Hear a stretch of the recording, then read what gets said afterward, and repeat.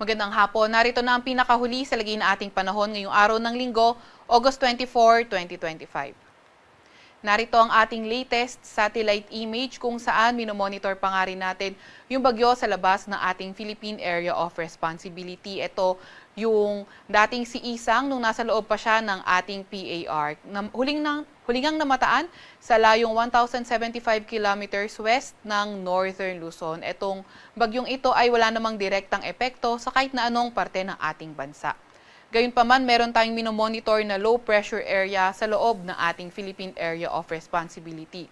And as of 3 p.m., ito ay huling namataan na nasa layong 430 kilometers east-northeast ng Hinatuan, Surigao del Sur. Itong low pressure area na ito, mataas ang tsansa na maging isang ganap na bagyo in the next 24 hours. Gayunpaman, maging bagyo man ito o hindi, habang papalapit ito sa landmass ng ating bansa, ay dadami rin yung areas na magiging maulan. Kaya patuloy rin tayong mag-antabay sa mga ilalabas na update ng Pag-asa. And sa ngayon nga ay posible pa rin na magbago itong chances na ito. Samantalang southwest monsoon naman o habagat, yung nakakaapekto sa kanlurang bahagi ng Southern Luzon. Para naman sa lagay ng panahon, nakita natin sa may Quezon, Bicol Region, sa may Visayas, Caraga, Davao Region at Northern Mindanao, asahan natin na magiging maulap yung papawirin at may mga kalat-kalat na pag-ulan, pagkidlat at pagkulog dulot nga ng low pressure area na ito. Southwest monsoon naman o habagat ang magdadala ng maulap na papawirin at mga kalat-kalat na pag-ulan, pagkidlat at pagkulog sa Zamboanga Peninsula, Soxargen, sa Palawan, pati na rin sa Lanao del Sur at Maguindanao. Kaya yung ating mga kababayan, lalo na yung mga inuulan nung mga nakaraang araw pa ay pinag-iingat sa mga banta ng pagbaha o hindi kaya pagguho ng lupa. Para naman sa lagay ng panahon sa Metro Manila at sa nalalabing bahagi ng ating bansa, asahan naman natin yung bahagyang maulap hanggang sa maulap na papawirin at may mga tsansa ng mga localized thunderstorms. Dahil nga sa epekto ng low pressure area at southwest monsoon, may nilalabas tayong weather advisory. So yung mga paulan for today until tomorrow afternoon na posibleng umabot ng 50 to 100 millimeters ay bunsod nga ng low pressure area. So asahan nga natin 50 to 100 millimeters na mga pag-ulan tomorrow hanggang today until tomorrow afternoon sa Cebu, sa may Bohol, Albay, Sorsogon, Masbate, Northern Samar, sa may Eastern Samar, Biliran, Leyte, Southern Leyte, Dinagat Island, Surigao del Norte, Agusan del Norte, pati na rin sa may Surigao del Sur.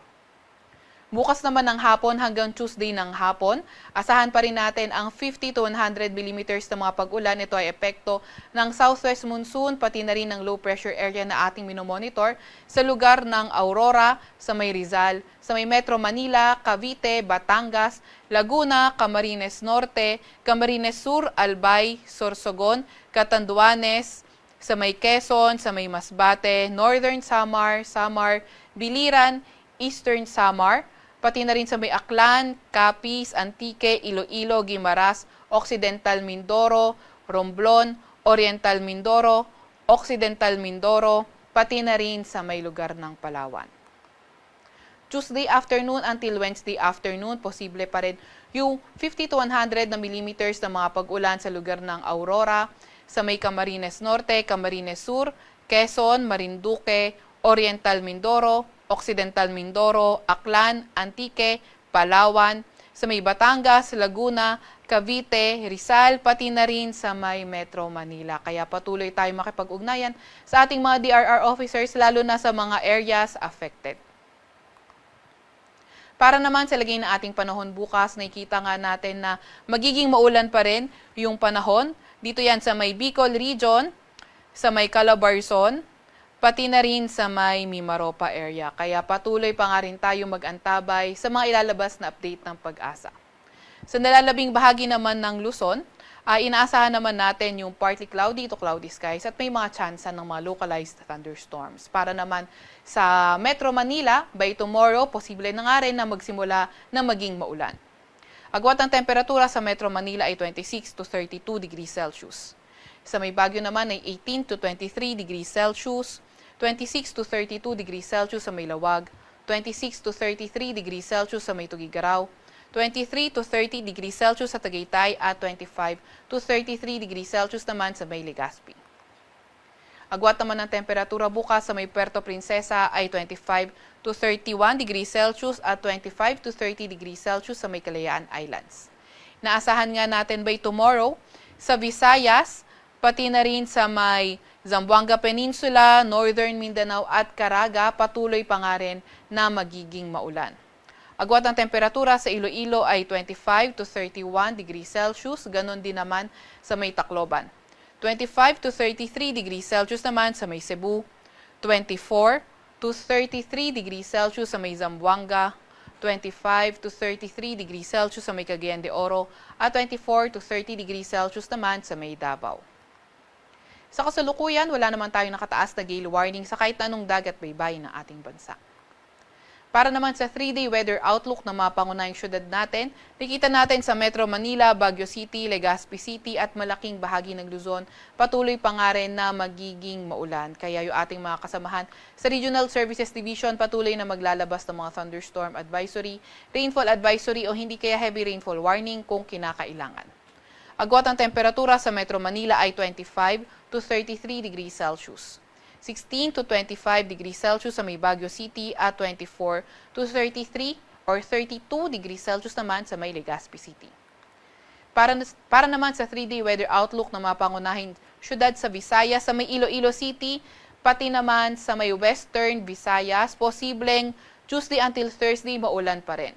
Sa Metro Cebu naman at Tacloban City at sa nalalabing bahagi ng Visayas, naasahan natin until Wednesday ay posible maging maulan at pagdating nga ng Thursday ay improving ng ating weather condition.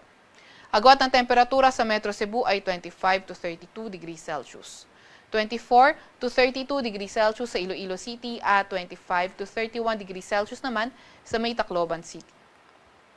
Para naman sa mga pangunahing syudad sa Mindanao area, sa Cagayan de Oro, Zamboanga City, pati na rin sa hilagang bahagi ng Mindanao until Tuesday, posible na maging maulan. Pero pagdating ng Wednesday and Thursday, doon na mag-improve yung weather sa kanilang mga lugar. Sa Metro Davao naman, nakikita natin, starting Tuesday ay posible na gumanda yung panahon until Thursday naman base sa ating outlook. Agwat ang temperatura sa Metro Davao ay 25 to 32 degrees Celsius.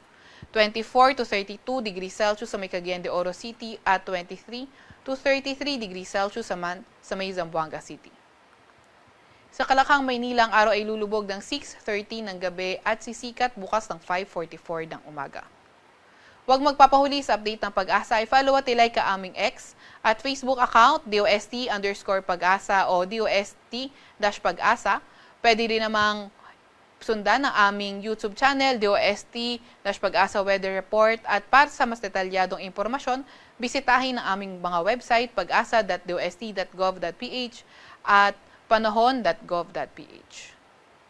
At yan nga muna pinakahuli sa lagi ng ating panahon. Mula sa Weather Forecasting Center ng Pag-asa, Veronica Torres.